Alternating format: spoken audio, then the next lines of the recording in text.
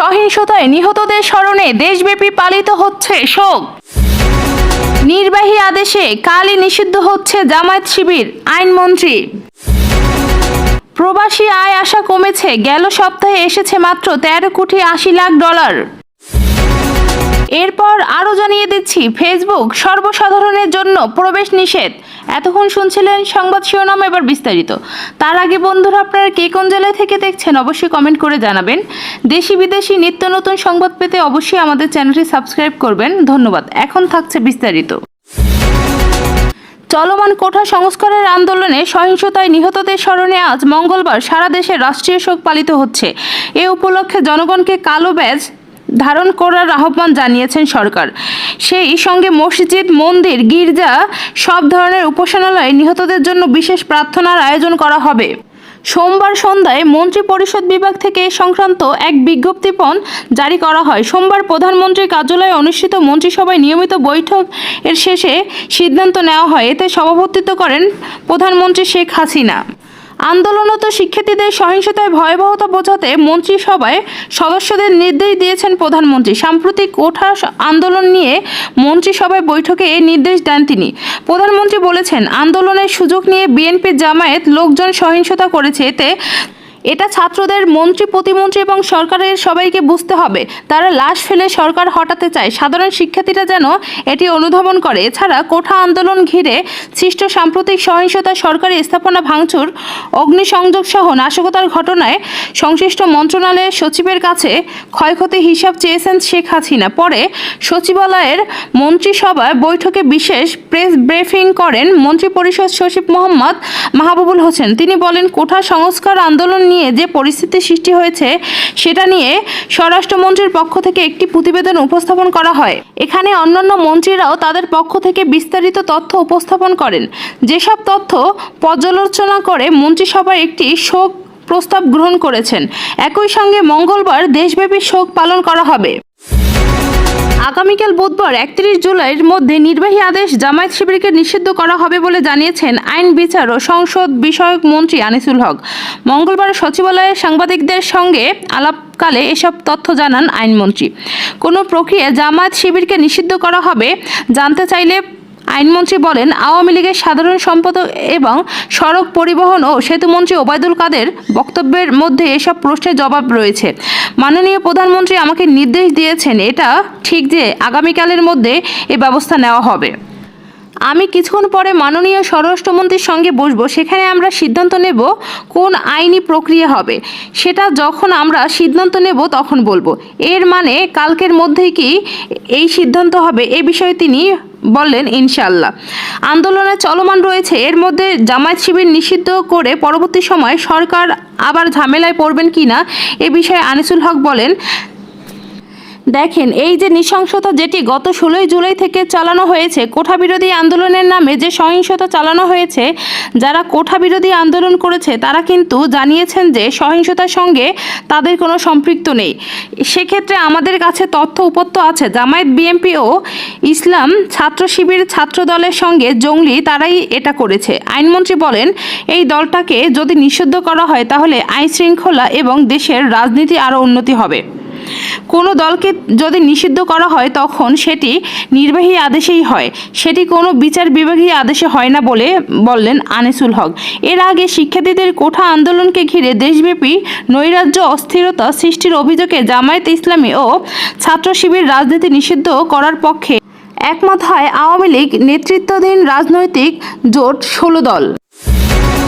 দেশের অস্থিতিশীল পরিবেশের মধ্যে গত 21 থেকে 27 জুলাই সারাদিনে দেশে রেমিটেন্স এসেছে মাত্র 13,80,00,000 $। সোমবার 29 জুলাই বাংলাদেশ ব্যাংকের সূত্রে এসব তথ্য জানা যায়।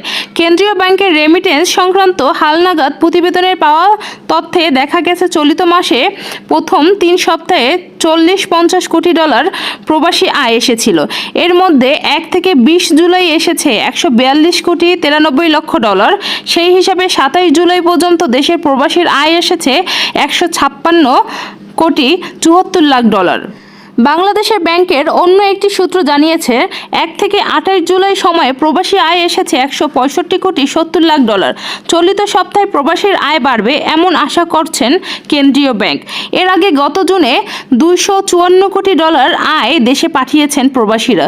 জুনে দেশে যে পরিমাণ প্রবাসী আয় এসেছে তা ছিল গত 3 বছরের মধ্যে একক কোনো মাসে সর্বোচ্চ প্রবাসী আয়।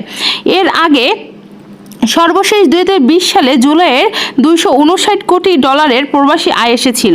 উল্লেখ্য যে কোটা সংস্কার আন্দোলনকে কেন্দ্র করে সংগঠিত সপ্তাহব্যাপী সহিংস পরিস্থিতির প্রভাব পড়েছে দেশের প্রবাসী আয়ে। সহিংসতার কারণে 18 জুলাই থেকে 23 জুলাই পর্যন্ত টানা ইন্টারনেট শাটডাউন এবং সহিংসতা দমনের জন্য সরকারের কারফিউ জারি ও সাধারণ ছুটি ঘোষণার কারণে প্রায় এক সপ্তাহের স্থগিত ছিল দেশের আর্থিক খাত। গত 19 থেকে 24 জুলাইয়ের মধ্যে ব্যাংকিং কার্যক্রম চলে মাত্র একদিন। আগের মতো না হলেও দেশে এখন মোবাইল 4G ও ব্রডব্যান্ড ইন্টারনেট চালু আছে, তবে ফেসবুক, ইনস্টাগ্রাম, মেসেঞ্জার, টিকটক বাংলাদেশের জন্য ব্যবহার বন্ধ রয়েছে। সেটা ঘোষণা দিয়েই, অর্থাৎ জনপ্রিয় এই সামাজিক মাধ্যমগুলোয় বাংলাদেশ থেকে সর্বসাধারণের প্রবেশ নিষেধ, তবে অসাধারণের প্রবেশিকা রয়েছে ফেসবুকে। গত রোববার প্রথম আলো অনলাইন প্রকাশিত প্রতিবেদনে এইসব তথ্য জানা যায়। 23 জুলাই ব্রডব্যান্ড ইন্টারনেট চালু হবার পরপরই টেলিযোগাযোগ ও তথ্য প্রযুক্তি প্রতিমন্ত্রী জোনায়েদ আহমেদ পলক নিজের ভেরিফাইড ফেসবুক পেজে থেকে পোস্ট দেওয়া শুরু করেন। তিনি প্রতিনিয়তই নিজের বিভিন্ন কর্মকাণ্ডের তথ্য ফেসবুক পোস্ট করে আসছেন। এছাড়া বিভিন্ন আয়োজনে সরাসরি সম্প্রচারও করছেন তিনি। ইনস্টাগ্রামে তিনি সক্রিয় রয়েছেন। তার ভেরিফাইড টিকটক অ্যাকাউন্ট থেকেও তিনি পোস্ট করছেন। বেশ কিছুদিন ধরে ইন্টারনেট সেবায় বিঘ্ন দেখা যাচ্ছে। সরকারি চাকরিতে কোটা সংস্কার আন্দোলনকে কেন্দ্র করে বিক্ষোভ ও সহিংসতার মধ্যেই সরকার 19 জুলাই মধ্যরাত থেকে কারফিউ জারি করে। কারফিউর আগেই 17 জুলাই মধ্যরাত থেকে মুঠোফোনে 4G নেটওয়ার্ক বন্ধ করে দেশের মোবাইল ইন্টারনেট সেবা বন্ধ হয়ে যায়। 18 জুলাই রাত 9:45 থেকে ব্রডব্যান্ড ইন্টারনেট সংযোগ বন্ধ হয়ে যায়। 5 দিন পর 23 জুলাই রাতে সীমিত পরিসরে পরীক্ষামূলক ব্রডব্যান্ড ইন্টারনেট সংযোগ দেওয়া হয়। 24 জুলাই সারা দেশে ব্রডব্যান্ড ইন্টারনেট চালু হয়। 28 জুলাই বিকেল থেকে মুঠোফোনে 4G ইন্টারনেট চালু করা হয়, তবে ফেসবুক সহ মেটার মালিকাধীন অ্যাপগুলো টিকটকও বন্ধ রাখা হয়েছে। শুধু জোনায়েদ আহমেদ নন, ফেসবুকে সক্রিয় দেখা যাচ্ছে সরকারের গুরুত্বপূর্ণ ব্যক্তি এবং সরকার সমর্থক অনেককেই। সাধারণ মানুষের জন্য ফেসবুক বন্ধ, তবে প্রতিমন্ত্রী সহ কিছু ব্যক্তি ফেসবুকে ব্যবহার করতে পারছেন, যা নিয়ে সাধারণের মধ্যে সমালোচনা রয়েছে।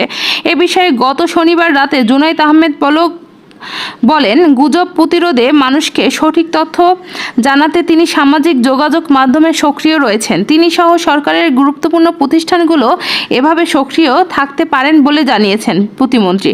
ফেসবুক কর্তৃপক্ষ দায়িত্বশীল আচরণ করলে এবং দেশের আইন মেনে চললে তাদের প্ল্যাটফর্ম দেশের উন্নত হবে বলে জানিয়েছেন তিনি। প্রতিমন্ত্রী সবার জন্য ফেসবুক বন্ধ করে নিজের ফেসবুক ব্যবহার করেছেন। তিনি বলছেন, ফেসবুক, টিকটক বাংলাদেশের সংবিধান আইন মানবে কিনা এবং নিজেদের যে গাইডলাইন আছে সেটা ঠিকঠাক মতো মেনে চালাবে কিনা এসব নিয়ে চিঠি দেওয়া হয়েছে। তারা যদি এসে ব্যাখ্যা দিয়ে যায় তখন সরকার চালুর সিদ্ধান্তে আসবে। এত যদি সমস্যায় ফেসবুক, টিকটকের, তবে প্রতিমন্ত্রী এবং অন্যান্য কেন ফেসবুকে সক্রিয় থাকেন? ফেসবুক এখন শুধু সামাজিক যোগাযোগ বা প্রতিদিনের সুন্দর সুন্দর ছবির কথা প্রকাশের মাধ্যম নয়। ফেসবুক অনেকের জীবিকার উৎস। ছোট ছোট লক্ষ লক্ষ উদ্যোগ ফেসবুক ভিত্তিক। এর জন্য কমার্স বিশেষিত খাত। এখন ফেসবুক পেজের মাধ্যমে পণ্য বিক্রি, পণ্যের প্রচারণা চালানো হয় অনেকেই করে থাকেন। প্রথম আলোর অনলাইনে রোববার প্রকাশিত একটি প্রতিবেদনের তথ্য মধ্যে ফেসবুক বন্ধ থাকায় প্রতিদিন 67 থেকে 68 কোটি টাকার ক্ষতি হচ্ছে এই কমার্সের।